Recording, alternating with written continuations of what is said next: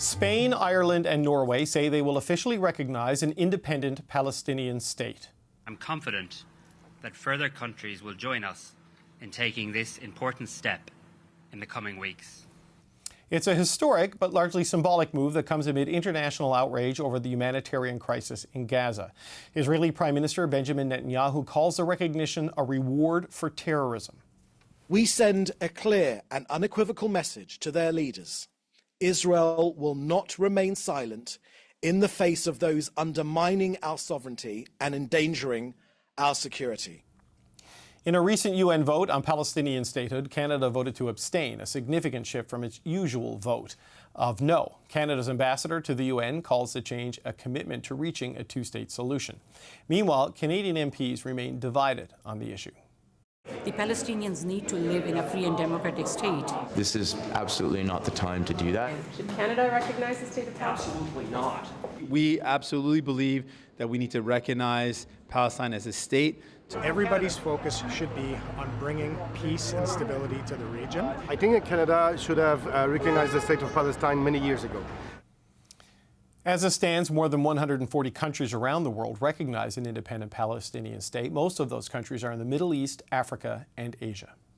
For more on today's news, I'm joined now by Mona Abuamara, the Chief Representative of the Palestinian General Delegation to Canada. Mona Abuamara, it's good to see you again. Thank you, David. You too. How significant is this, in your view, this recognition by 3 European nations? It's a great day for Palestine. It's a great day for justice. It's very significant. And I hope we'll be seeing more of those days in the coming weeks and months. Ireland has been moving in this direction for a while, based on the commentary in their legislature as they've debated this. Were you surprised by Norway and Spain joining them in this, or what are your thoughts on the specific countries? Not really, because there have been talks on both accounts, and even statements made by the leaders weeks or a couple of months ago in this regard. So, of course, there are talks and then there are actions. So we've heard a lot of those talks, and we have more countries that we've heard will be recognizing in the coming weeks as well, for at least confirmed. So it wasn't really a big surprise, but it was a privilege to see with everything that these countries represent, and the hope that this will have a domino effect. Right. The formal recognition comes on the 28th of May. Yes. So, like, it hasn't happened yet, but certainly a clear signal. But they have clear signal of intention. No. But you say you've heard of other countries. Do you have a sense of how many? Are they European nations? What parts of the world? We have European nations. They're the ones that we have mostly confirmed are 4 coming in the next few weeks. Can you share who those are, or are you leaving it to them? I can. It's Belgium, Luxembourg, Slovenia, and forgot the 4th. Okay, but more I'll tell you as we go. But more European nations, because this is interesting, right? Yes. Because the United Kingdom has sort of been resistant on this, and resistant on, for example, the ICC warrant seeking, the International Criminal Court seeking warrants against Benjamin Netanyahu and his defense minister. It seems as if there is something happening in Europe that is fundamentally changing their politics over this issue and because of this war. Well, how do you see it? It's true. It's more and more countries are realizing what we hope the rest will, that the way that business as usual does not work any longer. And this is, in general, the recognition of a Palestinian state is not a reward for anyone. It's a right.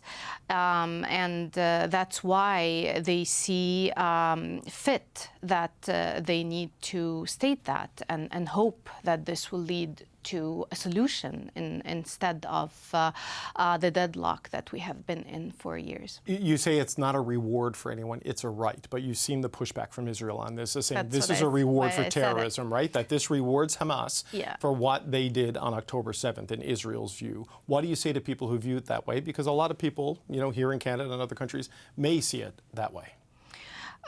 So yeah, again, it's a right, and it's a right because justice denied is just as delayed is just as denied, and that's why when we look at it and we see that excuse that people should not and countries should not give that justice to Palestinians, just to not imply that this recognition means something else, is just an excuse, a shameful excuse for that matter, to not actually take that step, which is right. The Norwegian foreign minister said today that we used to think that recognition would come at the end of a process. Now we have realized that recognition should come as an impetus, as a strengthening of the process, and explaining why they've made this move. Canada hasn't gone that far, but it has shifted its position from voting no at the United Nations to abstaining at the United Nations, and saying something similar, that it is prepared to recognize a Palestinian state before the end of a peace process. How do you interpret those shifts? Well, it resonates a lot with what Prime Minister Justin Trudeau has said after the vote in the UN. And that was basically a change in policy where you think that this recognition should come at the time that the occupier, the oppressor, sees fit. But instead, now at this point, Canada recognizes only one side, ironically, the side that does not support the two-state solution. It does not support any type of solution. All it recognizes is the genocide, ethnic cleansing, and occupation and apartheid that is happening on the ground. So those countries refuse to furthermore keep on taking that stand, and we hope that Canada will take a good look at that and reflect on it and have that recognition as soon as possible. But that move by Canada, when we spoke to Bob Rae about it, he made the point, the ambassador to the United Nations, that if one side, and he talking about Prime Minister Netanyahu and his government, has shown no commitment to a two-state solution, he completely rejected it out of hand. If you can't get that commitment from Israel, this explains why Canada made the shift it did, and presumably helps explain why Ireland and Norway and Spain did what they did. So do you view Canada's shift as significant or not in the bigger scheme of things? Yes, I see that it's significant because, as I told you, it does not give Israel the right to make that decision for the Palestinians. And at that point, we hope that not another excuse for not recognizing would delay also something that's not in Palestinian hand, just like the negotiations and the end of it, because Netanyahu came out and stated he was not going to allow for a state to be a result of any negotiations to begin with. So at this point, we urge Canada, and I've been urging Canada for months to do so, because this is only the beginning of the road to end this decades-long injustice, and to show, because, you know, as our Palestinian poet has, late poet Mahmoud Darwish has said, Palestine was and is and will be Palestine, despite any recognition by anyone, and even Canada. But the problem, however, is that Canada cannot afterwards prolong its claim that it supports and protects the two-state solution when it allows for one side that does not recognize it or want to keep moving towards it to be the one in deciding its fate. So the recognition is the solution to that. I just want to circle back to the question of Hamas and the way Prime Minister Netanyahu framed this, that this is a reward for Hamas. And I know you say it isn't, and I know, as we have said, you are not Hamas. But how do you, they have, for example, when Canada voted, for a ceasefire, weaponized that as propaganda, in a way that was suggested, thank you, that Hamas was seen as endorsing the government of Canada's position. Do you think they may use how do you think they may use this recognition from, Norway and from Ireland and from Spain in a propaganda way with Israel? Because is there the potential there for this to spark further conflict if they do that?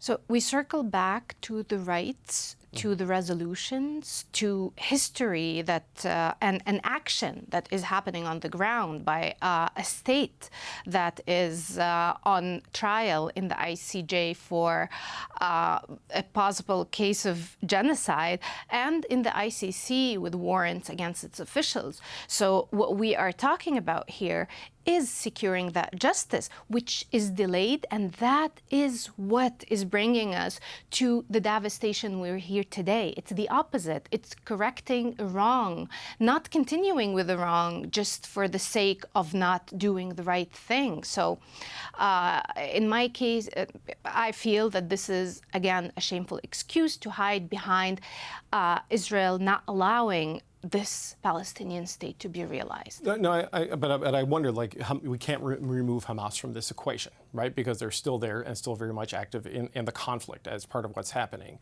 Do you have any concerns about how they may use this from a propaganda perspective, or is it irrelevant in the larger picture? I fail to see what that looks like, because at the end of the day, when you move forward to a peace resolution, to something that provides human rights, ethical, political, and legal rights for people under occupation and oppressed, the only thing that you can get is people who are looking forward to a beautiful future. The other equation here is to continue this genocide and excusing it, excusing everything that Israel is doing and its officials are doing by claiming that this is being done by Israeli democratic war criminals. So democratic war criminals get to do these atrocious acts on Palestinians and then let it slide because they're democratically elected to an occupying state. Just as a final point, I mean, where do you think this leaves Israel now with, Norway, which hosted the Oslo talks that led to the Oslo Accord, and other European nations moving in this direction, the International Criminal Court seeking warrants against the Prime Minister and the Defense Minister? Where do you think this leaves Israel in the larger geopolitical argument that's happening? It leaves it to look hard at in the mirror and realize that now is the time of an end to an impunity that it has enjoyed for far too long. It's time for accountability, equality, for the international rule of law to lead the way. And I remembered it's Portugal, the fourth. Portugal? Okay, all right. It slipped my mind. All right, no, that's good. I'm glad you got that in at the end. All right, we're out of time. I always appreciate you coming in, Mona Abuamara, Chief Representative of the Palestinian General Delegation to Canada. Thank you for your time today. Thank you so much, Dave.